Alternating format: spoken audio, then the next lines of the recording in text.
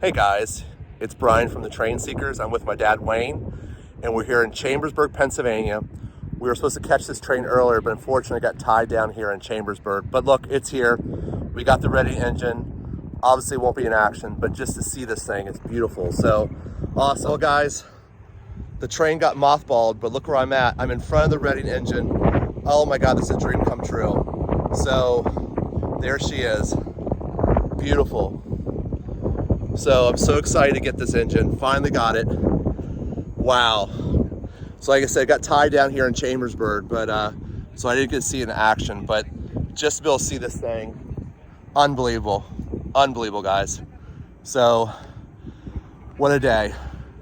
I'll be late getting home, but like I said, this was worth every second. So wow. Wow, look at this engine, guys, how beautiful it is. Freshly painted.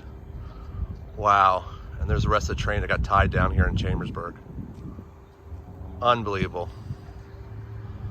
What a beautiful engine. Wow.